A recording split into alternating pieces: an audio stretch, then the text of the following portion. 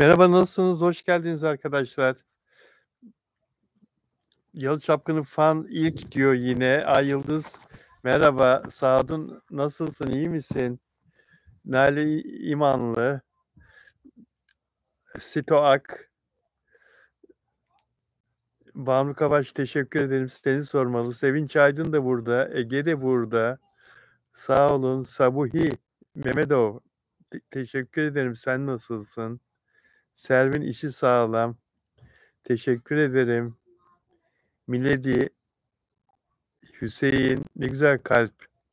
Elanur, Erzurum'a çok selam Elanur. Nurten Aydın, Stoak. Günüm nasıl geçiyor? Çalışarak. Aynur Eroğlu, merhaba. Belkıs, Çiğdem, Osman nasılsın? Ay Yıldız, depremde Afra da oradaymış diyor. Zaten set oraya çok yakın. Ay Yıldız, Sabiyo Mehmetov,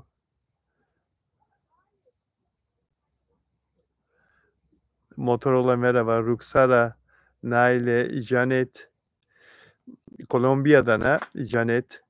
Welcome Janet. Buenos Dias, Gülşen Dönmez. Hoş bulduk. Rohengis. Hayk da burada. Yalı Çapkını falan ne güzel çiçekler. Naile İmanlı, Yıldız Çelik. Merhaba. Balotu Deniz, Noelma. Peki arkadaşlar, hepiniz hoş geldiniz yayınıma. Hoş geldiniz. Abone olmayanlar abone olsun lütfen. Ve beğen yaparsanız memnun olurum. Beğenler ve abonelikler bizim için çok önemli biliyorsunuz. Arkadaşlar maalesef dün akşam bir depremle hepimiz sarsıldık. Saat 19.23'te Balıkesir ilinin Balıkesir'in Sındırgı ilçesinde meydana gelen 6.1 şiddetindeki deprem herkesi çok korkuttu ve hepimizi çok üzdü. Büyük şehirlerimiz İstanbul, İzmir, Bursa'da sallandı. Oralarda da hissedildi. Aşağıda Manisa, Muğla, Antalya pek çok yerde hissedilen büyük bir depremdi. Ve ne yazık ki Sındırga'da merkezinde, depremin merkezinde bazı evler yıkıldı ve bir kişi hayatını kaybetti. Ne yazık ki 81 yaşında bir vatandaşımız yaşamını yitirdi. Hepimizi üzen bir depremdi.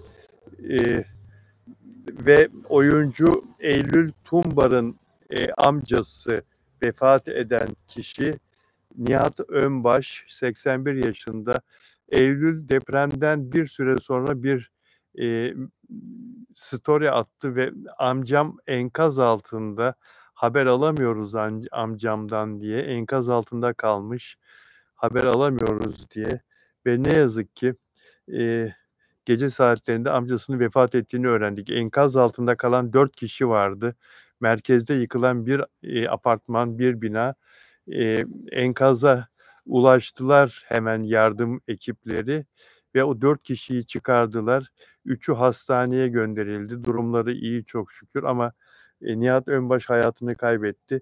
Depremde yaşamını yitiren sadece bir kişi olması, Allah ona da rahmet etsin. Büyük bir şans. Ne yazık ki bizim ülkemizde görülen depremlerde can kayıpları çok oluyor. Ve 50 civarında da yaralı vardı. Onların da durumlarının iyi olduğunu biliyoruz. Allah bir daha tekrarını yaşatmasın bu acı olayın diyoruz. Ve Çanakkale'de yine bir yangın haberi. Çanakkale'den yeni bir yangın. Bu sefer Kepez ilçesinde görülüyor yangın ve Çanakkale merkeze yaklaştı.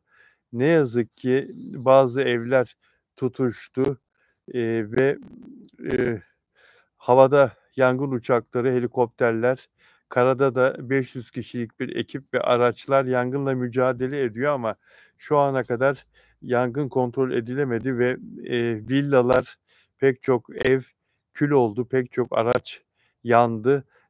Denizden tahliye ediliyor. Karadan tahliyede başarı olamayınca denizden tahliye ediliyor insanlar ve, İzmir-Çanakkale otoyoluna da sıçradı yangın. Otoyolun çevresindeki bazı işletmelere de sıçradığı ve itfaiyenin söndürme çalışmalarını o işletmelerde de sürdürdüğü söyleniyor. Çok, kötü tabii arkadaşlar. Sadece maddi kayıp söz konusu değil, maalesef hayvanlar da yanıyor. O zavallı hayvanlar ormanlardaki, ve zavallı bitkiler, ağaçlar kül oluyor. Çok acı bir şey bu yangınlar. Sadece bizim ülkemize, has değil tabii. Dünyanın her tarafında yaz mevsimlerinde bu orman yangınları son yıllarda, çok yaygın bir şekilde gözüküyor. Ne yazık ki mücadelede de, çok başarılı olamıyor insanlar. Yangın çıkmadan evvel de ne kadar önlem almaya kalksanız yine de bu yangınlar engellenemiyor. Allah beterinden korusun diyoruz. Afra Saraçoğlu ile ilgili yurt dışından çok önemli haberler var. Biraz sonra söyleyeceğim. Afra Saraçoğlu yurt dışından çok büyük, övgüler alıyor. Biraz sonra o konuya geçeceğim arkadaşlar. Soruyorsunuz Afra'dan haber var mı? Mert Ramazan'dan haber var mı şeklinde. Yıldız Çelik abi selam. Naile amin diyor. Amin. Patricia welcome my friend Patricia from Argentina. From Buenos Aires. Hola. Hola desde Argentina diyor. Hola desde Argentina diyor. Patricia Alba Ortega. Patricia. Yalı Çapkını falan çok korktum ya deprem oldu diyor. Allah e, göstermesin böyle bir felaket bir daha. Allah korusun herkesi, insanları, dünyayı korusun Allah. Patricia Afra Mert diyor ve kalp koyuyor. Patricia Alba Ortega from Argentina. Naile İmanlı evet ya geçmiş olsun diyor. Yalı Çapkını falan Afra ve Mert'ten bir haber var mı? Elanur da dua ediyor. Miledi Gürcistan'dan yazıyor bize arkadaşlar ve Gürcü alfabesiyle yazdığı için ne yazdığını burada anlayamıyorum. Zanim Mehmetova, selam sizi severik diyor Azerbaycan'dan. Azerbaycan kardeş Azerbaycan'dan. Ay Yıldız soruyor. Mert Afra'yı aradı mı Bilal abi depremden sonra diyor. O konuda bir bilgi ulaşmadı bana. Bir haber almadım o konuda. Sevinç Aydın hepimize geçmiş olsun. Aynen öyle. Naile İmanlı ben de çok korktum diyor. Günel Eliyeva Naile İmanlı depremden kendimi dışarıda buldum diyor. Depremden hepimiz çok korktuk arkadaşlar. Beğen sayısı 49'da kaldı beğen sayısı. Eğer yayınımı izliyor ve beğeniyorsanız lütfen beğenleri yapın, beğenler artsın arkadaşlar. Bülent Ersoy'un hedefindeki isim Ajda Pekkan'dı. Bülent Ersoy dün gece bir e, kendi storiesinden Bülent Ersoy kim? Yurt dışına bizi izleyen izleyicilerimiz için, seyircilerimiz için biraz daha konuları genişleterek anlatmak zorundayım. Türk müziğinin ünlü ismi Bülent Ersoy 74 yaşında. Çok güçlü bir ses kendisi. Eee, şöyle etraflıca şu kadarını söylemeli miyim dostlar? Siz ne diyorsunuz? Türk izleyicilerim erkekken sonra ameliyatla kadın oldu. Buna gerek var mı söylememe? Bülent Ersoy'un genç yaşta. Hem bilsinler mi bilmesinler mi? Ama söyledim galiba değil mi? Yani bizler hepimiz Bülent Ersoy'u tanıyoruz. Sizlere Bülent Ersoy'u anlatırken böyle şeyleri konuşmaya gerek yok ama bizi Arjantin'den, dünyanın her yerinden izleyen insanlar altyazılarla benim söylediklerimi anlayabiliyorlar ve Bülent Ersoy derken yani onu sıradan birisiymiş gibi söylememek lazım. Madem magazin yapıyoruz, ona dair ilginç bilgileri de vermek lazım, öyle değil mi? Diye düşündüm. Siz ne diyorsunuz? Günel Eliyeva, bak ben biliyorum diyor. Günel Eliyeva biliyoruz diyor. Çünkü o kardeş ülkeden Azerbaycan'dan bizi izliyor. Ne yazdığını sökemediğim Kiril alfabesi de değil. Bu daha değişik bir alfabe. Moğolistan'dan mı yazıyor acaba? Bir takip edenimiz daha var. Ne olur Google'dan translate yapıp öyle buraya mesaj yazın. Çözebilmemiz mümkün değil. Naile İmanlı Onur abiye söyleyin diyor. Onur abiye söyleyin, Onur abi bilir diyor. Günel Eliyeva ben biliyordum diyor. Angelica Berrios Şili'den yazıyor. Welcome from Chile Angelica Berrios. Naile İmal, Bilal abi, Afra Savcı ve Mert Ramazan Demir gözlükleri aynıydı. Neden bu konuyu? Gözlük mevzunu ama çok konuştuk ya. Konuştuk.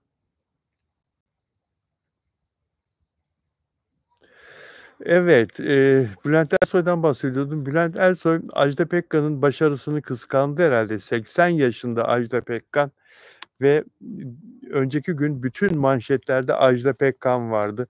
Bülent Ersoy dün gece yarısı isim vermeden Ajda Pekkan'a çattı. Dedi ki, onlar dedi çoğul yazdı. Onlar dedi playback söylüyorlar sahnede dedi. Sesleri gitmiş. Halkı kandırıyorlar dedi. Ajda Pekkan'dan bahsediyordu. Çünkü Ajda Pekkan playback yapmıştı son konserinde. Ben gerçek gırtlağıma güveniyorum.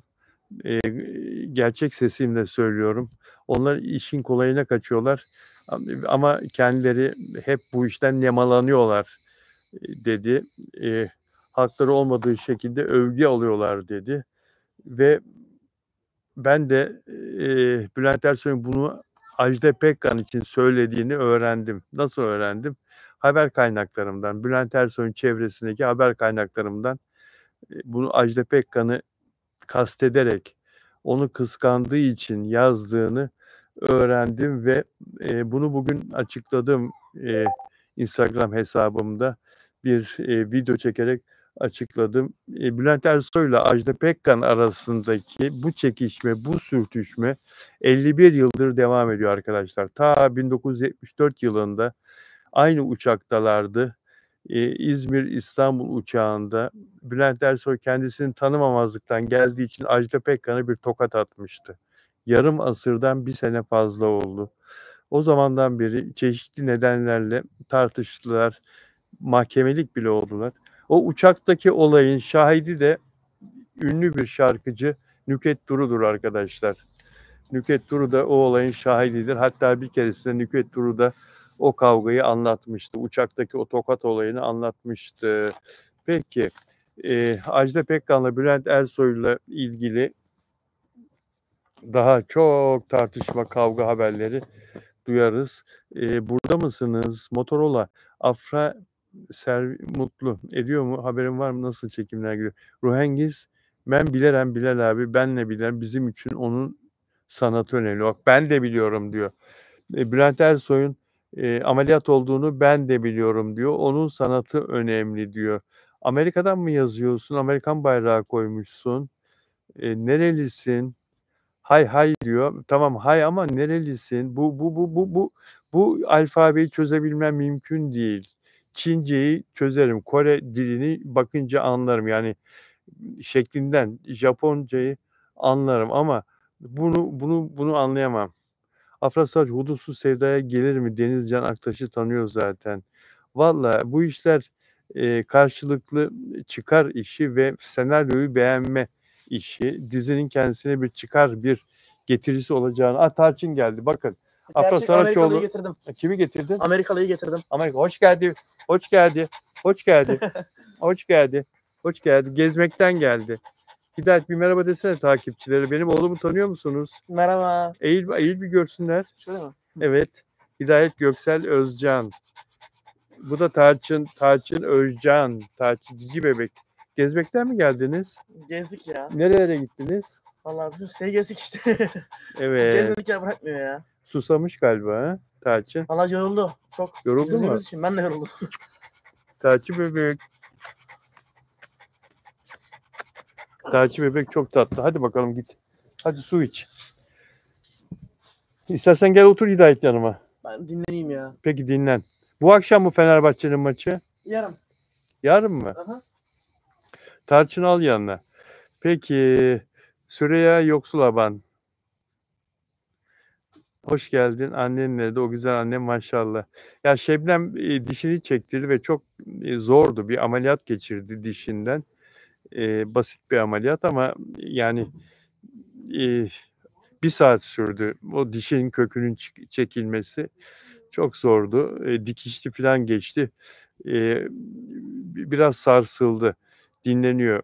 Yani bir haftadır dinleniyor. Biraz daha dinlenmesi gerekiyor.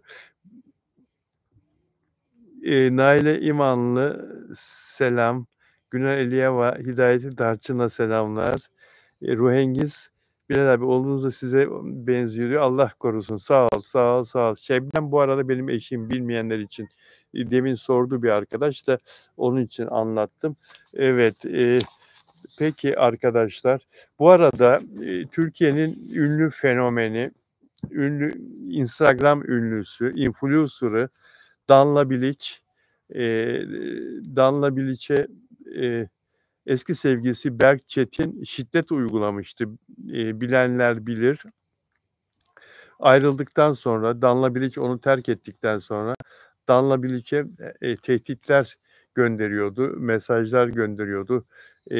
Danla Bilic'i gördüğü bir iki yerde ona tokat atmıştı, yumruk atmıştı.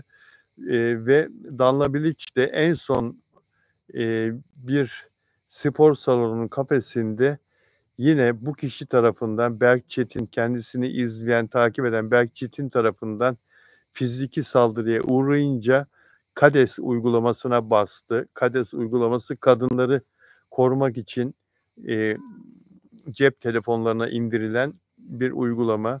Kadın eğer bir erkek tarafından sözlü tacize ya da fiziksel saldırıya uğrarsa bu tuşa basıyor ve polis geliyor hemen. Hemen polis geldi oraya ve bu Berk Çetin'i gözaltına almışlardı. Sonra mahkemeye çıktı ve tutuklandı. Şimdi de kendisi hakkında bir iddianame hazırlandı. Savcılık fiziksel saldırı, kadına karşı yaralama suçundan 1,5 yıla kadar hapis istemiyle yargılanacak.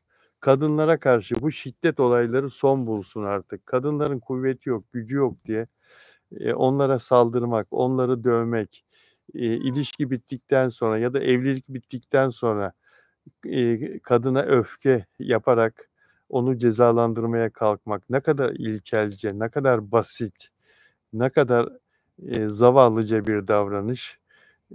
İnşallah kadına karşı suç işleyenler adaletten kaçamazlar ve hak ettikleri cezayı bulurlar diyorum.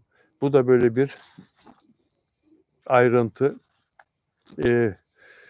Hande Erçel ile ilgili hep dijital kanallarda dizi çekiyor. Hande Erçel oyuncu ve Türkiye'nin en zengin ailelerinden Sabancı ailesinin küçük evladı Hakan Sabancı ile aşk yaşıyor biliyorsunuz. Evlenme ihtimalleri konuşuluyor hep. Hande Erçel yeni bir diziye başladı. Çekimlere başladı. Aşk ve Gözyaşı. Kimle? Her zamanki partneriyle son 3 yapımda, hayır son 3 yapımda değil de araya bir tane değişik bir oyuncu girmişti. Barış Arduç'la 1,5 senede bu 3. Birlikte oynadıkları proje. Barış Arduç'la Hande Erçel'in Aşk ve Gözyaşı dizisinin çekimleri başladı. Bu bir meşhur Kore dizisinin uyarlanması. Queen of Tears dizisinin Türkiye yerli uyarlaması arkadaşlar. Hande Erçel ve Barış Arduç bu diziden bölüm başına ne kadar kazanacaklar? 3,5 milyon lira kazanacaklar. Her biri haftada 7 günde 3,5 milyon lira kazanacak. Yani ayda 14 milyon lira Türk lirası, Türk parası olarak kazanacaklar. Bu ücret Hande Erçel'in daha evvel aldığı 2,5 milyon liradan 1 milyon lira daha fazla bir ücret. Bakalım dizi gerekli reklamı alabilecek mi? ATV'de yayınlanacak. ATV Türkiye'yi yöneten iktidara çok yakın bir kanal olduğu için reklam sıkıntısı çekeceğini dizinin çok zannetmiyorum ama yine de reytingleri iyi olmazsa yine de tabii ki dizinin şansı azalır. Bakalım başarılı olabilecek mi? Hande Erçel bu yeni işinde. Tarkan'ı seviyor musunuz? Tarkan'ı dinliyor musunuz? Seviyor musunuz?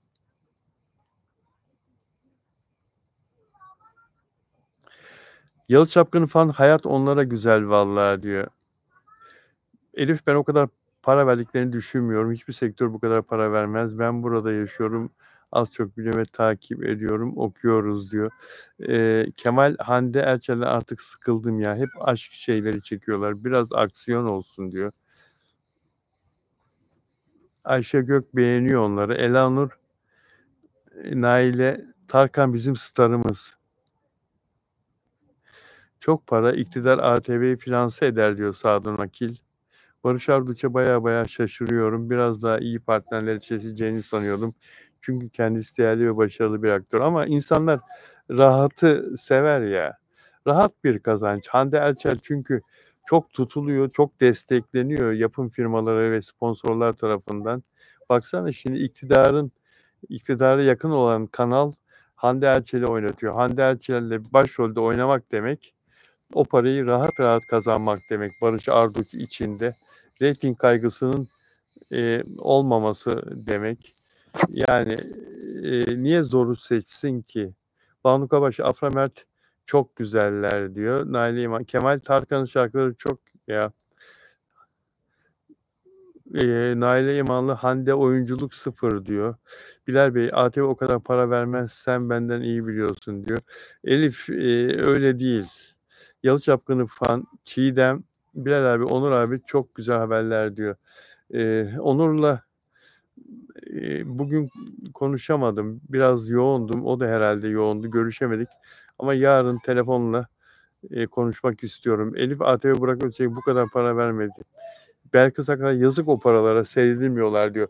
Peki arkadaşlar sizleri çok seviyorum. Tarkan eşinin doğum gününü çok güzel sözlerle kutladı. Eşi Pınar 39 yaşına girdi. Tarkan'ımız 52 yaşında biliyorsunuz. Ve onlar e, kaç senedir evliler? 9 senedir evliler. Bir de evlatları var 7 yaşında değil mi? Kız evlatları var. Çok güzel bir aile onlar. Ve Tarkan karısını çok seviyor. Biliyorsunuz karısı onun hayranıydı. Tarkan hayranıyla evlenmişti. Sen benim canımsın diyor. Doğum gününü benim canımsın şarkısıyla ve yanağından öperken karısını fotoğraf paylaşarak kutladı Tarkan. İyi ki doğdun canım, iyi ki doğdun canım benim, kalp atışım, vatanım yazdı. İyi ki doğdun canım benim, kalp atışım, vatanım yazdı.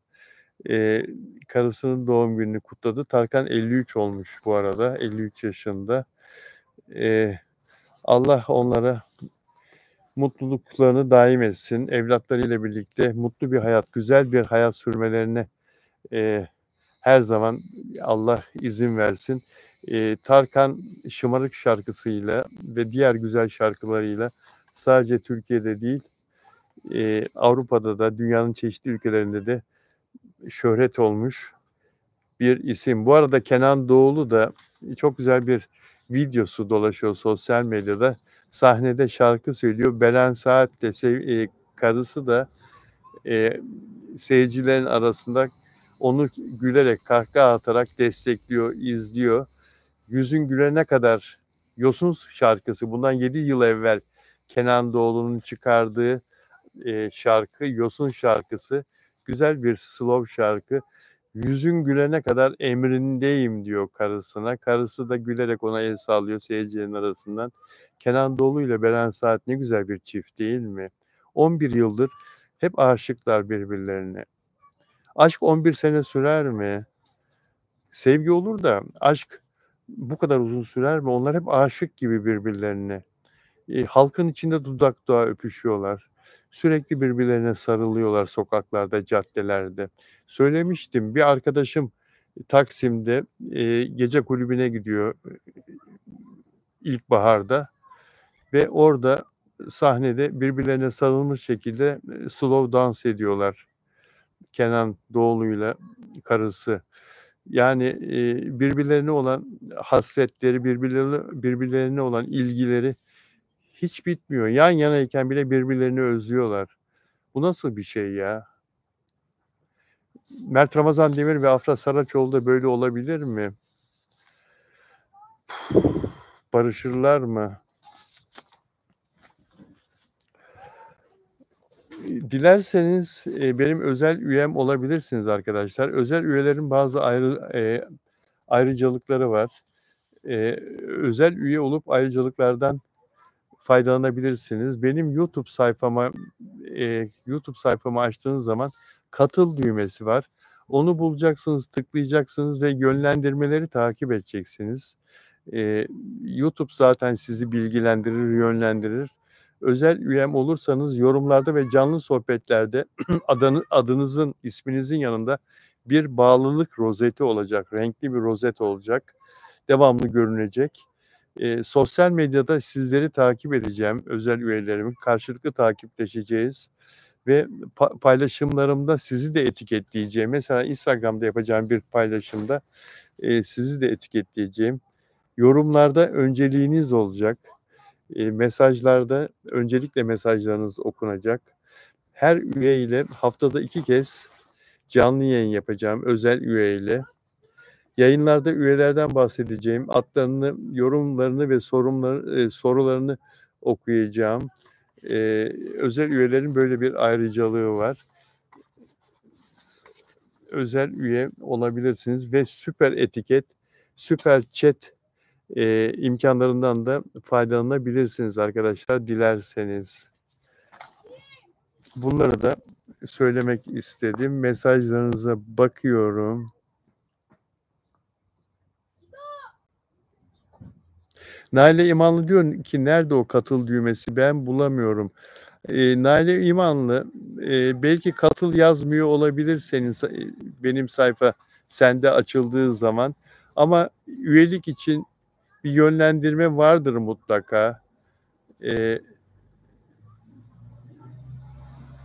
Lütfen kontrol et. Kontrol et. Bunu Google'a da sorabilirsin. Ya da YouTube'a, hani bir şeyi nasıl yapacağımızı hep YouTube'a soruyoruz ve YouTube'un bize videolar gösteriyor ya, YouTube bize. Yine bunu da YouTube'a sorabilirsin. Nasıl özel üye olabilirim YouTube'da diye. Karşına bir yönlendirme videosu çıkacaktır mutlaka. Bunu yapan biliyorsun fenomenler de var, bu videoları çekip yayınlayan.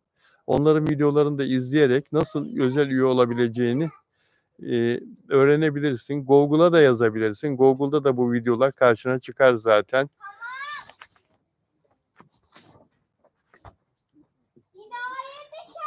Çocuklar çalışıyorum, lütfen gürültü yapmayın. Hadi gidin, Hidayet gelir. Hadi gidin buradan. Küçük çocuklar Hidayet'i çok seviyorlar, oğlumu. Onunla arkadaşlık yapmak istiyorlar. Evet. Notlarıma bir daha şöyle bir göz atıyorum da arkadaşlar.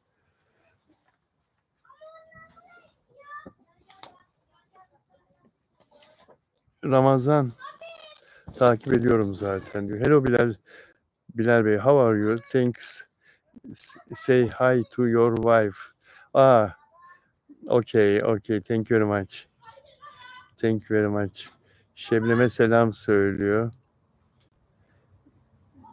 Vicky, eğer Mert hakikaten Afra'yı seviyorsa onlar Kenan ve Beren'den daha iyi olurlar.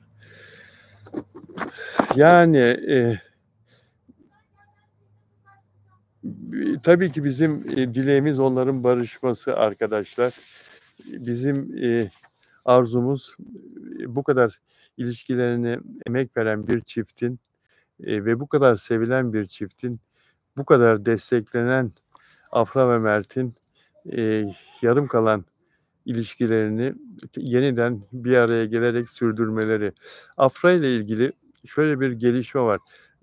Bu Mert'le ilgili de tabii onların birlikte oynadıkları ve hepimizin ilk başlarda çok severek izlediğimiz Yalı Çapkını dizisi dünyanın pek çok ülkesine satılmıştı. Bunlardan biri de İspanya'ydı. İspanya'da dün akşam dizinin 48. bölümü yayınlandı arkadaşlar ve o ülkede şimdiye kadar aldığı en yüksek reytinge ulaştı bu bölüm. 12.9 reytinge ulaştı. İspanya'da Twitter'da binlerce, on binlerce paylaşım yapıldı. Bu dizinin başarısıyla ve bu dizinin aldığı eee, yüksek övgüyle ilgili olarak ve çok büyük bir seyirci kitlesi, İspanyol seyirci kitlesi Afra Saraçoğlu'nun hakikaten bu 48. bölümde öne çıkan oyunculuğunu öve öve bitiremediler. 48. bölümü hatırlayanınız var mı içinizde bilmiyorum ama bir girip de bakabilirsiniz. Afra'nın hakikaten çok öne çıkan, çok insanı hayretler içinde bırakan bir oyunculuğu pek çok bölümde çok iyi tabii Afra Saraçoğlu ama bu bölümde e, Afra Saraçoğlu'nun performansı beni ağlattı diyen şimdi mesela önümde bir İspanyol hayranın yazdığı bir tweet var. E, Bir başka İspanyol fan onu ilk izlediğimde şunu söyledim. Bu kız çok ileri gidecek ve bunu kanıtlıyor diye Afra Saraçoğlu'nu öven bir yine bir başka tweet. Böyle binlerce tweet var Afra Saraçoğlu'nu destekleyen. Elbette ki Mert Ramazan Demir'in de oyunculuğu çok çok ileri seviyede. Yalı Çapkını dizisinde onunla ilgili de mutlaka çok beğeniler vardır. Ama Afra Saraçoğlu için ayrı bir parantez açıyor İspanyollar. Ve Brezilya'dan arkadaşlar.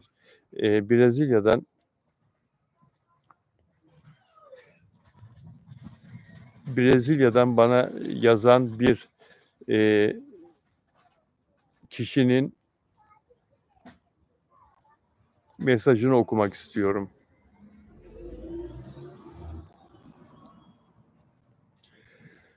Ay Yıldız İspanya'dan Afra Mert'e gitti. Afra gerçekten elini kesmişti diyor. Çok yetenekli, başarılı, harika bir oyuncu. Yalı Çapkını falan ben hatırlıyorum diyor. Bu Amerika'dan bayrakları yollayan arkadaş. E, Bu alfabeyi bilemiyorum. Kiril alfabesi, Rus alfabesi değil. Yani bu nedir? İran, Tahran şey değil. E, Arap alfabesi değil. Nedir bu bilmiyorum ama welcome. Ve sadece Afra oynamıyor. Ben de ağlamıştım diyor Ayşe Gök. Osman sadece Afra oynamıyor diyor. Beyzanur sen boş konuşmaya devam et diyor. Kimle atışmayın lütfen benim burada. Lütfen atışmayın. Yalı Çapkını falan. Ay ben hayatımda öyle oyunculuk görmedim ya mükemmel valla. Ben de ağlayacaktım diyor. Yalı Çapkını falan Mert'i çok seviyorum diyor. Mert'i ben de çok takdir ediyorum arkadaşlar. Brezilyalı bir hayranın yazdığı mesajı okuyacağım. Beğen sayısı çok az kaldı ama lütfen eğer beğeniyorsanız beğen yaparsanız memnun olurum arkadaşlar. Brezilyalı bir hayran. Afra'nın hayranı olmaktan gurur duyduğunu ve onunla ilgili hikayesini şöyle anlatıyor. Afra hayranı olmaktan dolayı beni çok gururlandıran bir anıyı sizinle paylaşmak istiyorum. Ben Brezilya'da Güzel Sanatlar Fakültesi'nde okuyorum ve oyunculukta yüz ifadelerine odaklanarak bir sahneyi analiz eden bir rapor hazırlamamız gereken bir sınav vardı. Kardeş Çocukları dizisindeki Afra'nın sahnesini yani kömür deposu sahnesini seçtim ve onun duygu kontrolünü, yüzündeki ince değişimleri, yoğun duyguları nasıl aktardığının derinlemesine inceledim. Kardeş Çocuklarını izleyen var mı? Thea Gabung Rusya'dan, Rusya. Naile İmanlı aynen. Onur Akay dedi yakında barışma olur diye. Evet. Herkes çalışmasını sunduktan sonra profesör en güçlü bulduğu üçünü seçti ve benimki de onların arasındaydı. En güzel yanı Afra'nın performansından o kadar etkilenmişti ki ifade ve performans hakkında bir şeyler anlatırken onu örnek olarak kullanmaya başlamıştı profesör. Sahnelerini sınıfta oynatır ve herkesin önünde tekniğini analiz ederdi. O an gururum içime sığmadı. Sanki sadece bir ödev sunmuyormuşum gibi sınıf arkadaşlarıma ve hocama gerçekten hayran olduğum ve saygı duyduğum bir yeteneği sunuyormuşum gibi hissettim. Öyle olur gerçekten, değil mi? Öğrenciyken Brezilyalı kız gibi Afra'yı beden dili analizi dersi için hocama ve sınıf arkadaşlarıma tanıtmıştım. Ve sınıf arkadaşlarımın performansını gördüklerinde sergiledikleri ifadeleri hala hatırlıyorum. Dersin sonunda hocam benden Afra'nın oynadığı dizilerin listesini istedi. Dönem bitmeden Yalı Çapkını'nı izlediğini söyledi ve bir oyuncu olarak gelişiminin izlenmesi gereken büyüleyici bir süreç olduğunu fark etti. Derste belirttiğimiz niteliklerden bazıları şunlardır ve bunlardan bazılarını Brezilyalı kızın bahsettiği sahneye örnek olarak ekledim. Afra'nın özellikleri ve yüz ifade tekniği birkaç açıdan öne çıkıyor. Duyguların incelikle kontrol edilmesi. Yani Afra Saraçoğlu oynarken duygularını incelikle kontrol ediyormuş arkadaşlar. Afra duygularını abartmıyor. Bu çok önemli biliyor musunuz? Bazı oyuncular abartarak oynamayı iyi oynamak zannediyorlar. Alakası yok. Hani bazı şarkıcılar da bağırarak şarkı söylemeyi iyi şarkıcılık zannediyorlar ya, aynı onun gibi. Afra duygularını abartmıyor. Yoğunluğu ölçülülükle dengeliyor. Gerilim dolu sahnelerde bile duyguların patlayıcı bir şekilde değil, yavaş yavaş ortaya çıkmasına izin vererek hassas bir kontrol sağlıyor ve bu da sahneleri daha inandırıcı ve ilişkilendirilebilir kılıyor. Ağırlık taşıyan mikro ifadeler, iki nokta üst üste, derin içsel değişimini belirtmek için dudaklarda hafif bir gerginlik, gözlerde bir parıltı ya da kaşlarda ufak bir kaldırma gibi küçük, neredeyse fark edilmeyen yüz hareketleri kullanıyor. Ne kadar güzel, ne kadar doğru bir inceleme, bir teşhis. Bu küçük detaylar izleyiciyi daha dikkatli dinlemeye davet ediyor. Katmanlı duygu, iki nokta üst üste. Afra genellikle aynı anda birden fazla duyguyu canlandırıyor. Örneğin meydan okumayla karışık korkuyu veya cesur bir görünüm altında üzüntüyü canlandırıyor. Bu karmaşıklık karakterlerinin çok boyutlu hissettirmesini sağlıyor. Duygular arasında kusursuz geçiş, iki nokta üst üste. Yazıda bahsedilen kömür depolama sahnesinde olduğu gibi ani değişimler olmadan sakinlikten kırgınlığa veya kırılganlıktan kararlılığa geçebiliyor. Değişimler o kadar akıcı ki doğal bir duygusal ilerleme gibi hissettiriyor. Bunu ben Fransız filmlerinde çok görüyordum. Fransız oyuncular hakikaten mesela bu duygu geçişlerini çok normalmiş gibi o kadar başarıyla yapıyorlar ki Fransız sineması o yüzden Avrupa'da ve dünyada hakikaten kendinden bahsettiriyor. Yani orada genel olarak oyuncuların bütününde var bu. Gözler duygusal çekirdektir. İki nokta üst üste. Tekrar okuyorum. Gözler duygusal çekirdektir. Afra'nın bakışları sahnelerindeki en güçlü hikaye anlatımı unsurudur. Afra'nın bakışları, gözleri sahnelerindeki en güçlü hikaye anlatımı unsurudur. Özlemi, acıyı veya neşeyi tek bir kelime bile etmeden aktarabilir. Gözleri diyalogdan önce konuşur ve izleyiciyi yaklaşan şeye hazırlar. Yüz, vücut ve sesin uyumunu sağlamak. İki nokta üst üste. Paylaşımda yüz ifadelerine odaklanılırken Afra'nın tam performansında sıklıkla mikro yüz değişiklikleri, ince bir vücut dili, duruşta bir değişiklik, yüzün söylediğini pekiştiren küçük bir el hareketi yer alıyor. Özgünlük, iki nokta üst üste. Belki de en belirgin özelliği. Oyunculuk yapıyormuş gibi görünmüyor. Harika ya. Harika ya. Zaten o zaman kıymetli, iyi bir oyuncu oluyorsunuz. Kamera karşısında değilmiş gibi, oyunculuk yapıyormuş gibi değil, rol yapıyormuş gibi değil. Hayatın bir yerinde bir kesitten, hayattan bir kesit sunuyormuş gibi. Özgünlük, 2 nokta üst üste. Belki de en belirgin özelliği. Oyunculuk yapıyormuş gibi görünmüyor. İfadeleri kendiliğinden geliyor. Sanki prova edilmiş hareketler yerine gerçek düşünceleri ve duyguları izliyormuş gibi. Ne kadar güzel değil mi? Ne güzel tahlil etmiş Brezilyalı Güzel Sanatlar Akademisi öğrencisi, he? Sinema öğrencisi. Ne güzel Afra'yı ne güzel incelemiş. Nasıl Afra'nın nasıl bir oyunculuk sergilediğini. Türkiye'ye on binlerce kilometre uzakta Brezilya'da okuyan bir üniversite öğrencisi Türkiye'den sevdiği bir oyunculuğunu tahlil ediyor ve bu kadar da başarılı. Bizler ne düşünüyorsak Afra ile ilgili, bu çocuk tabii biraz daha akademik bir bakışla, biraz daha fazla ders, o işin eğitimini alan bir gözle, ama bizim düşüncelerimize, bizim Afra'nın oyunculuğuyla ilgili teşhislerimize paralel, onunla örtüşen bir şekilde, bir dille ne güzel tasvir etmiş, anlatmış. Ben Türkiye'de bir konservatuvarda öğretmen olsam, hoca olsam, üniversite, sinema, televizyon hocası olsam, bu çocuğun bu anlattığını, bu bir tez çalışması gibi, alırım bu öğrencinin bu anlattığını, derste Afra'nın sahnelerini, videolarını öğrencilerime göstererek bunları okurum, okuturum, anlatırım.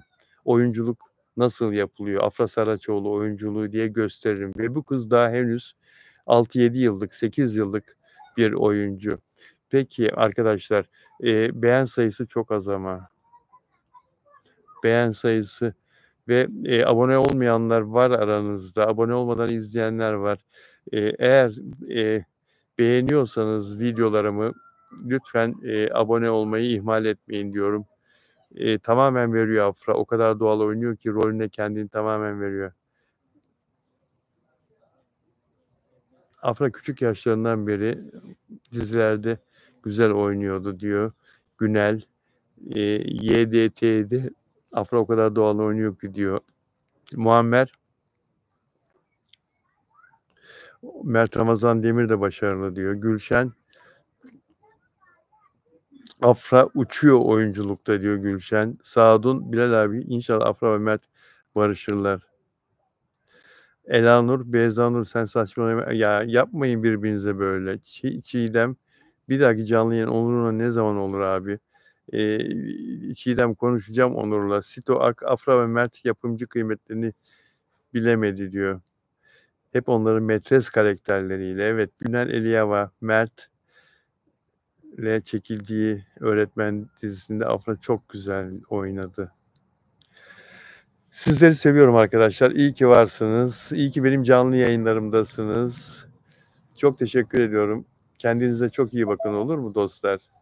İnşallah yarının Allah'tan bir mani olmazsa, depremler olmasın, yangınlar olmasın, acılar olmasın. Herkes mutlu mesut olsun. Dünyanın her tarafında insanlar iyi olsun. Aileler mutlu olsun. Çocuklar gülsün. Kadınlar sevilsin. Erkekler karılarına, eşlerine, sevgililerine çok iyi muamele etsin. Çok iyi baksın.